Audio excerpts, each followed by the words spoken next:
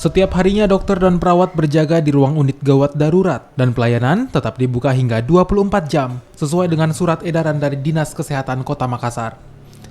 Pelayanan tetap dibuka untuk memastikan warga yang membutuhkan layanan kesehatan tetap terlayani meski di hari libur lebaran seperti saat ini.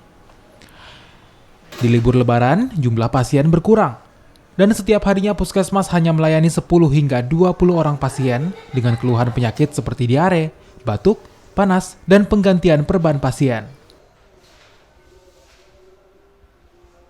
Pelayanannya sendiri masih aktif, UGD-nya aktif sama 24 jam.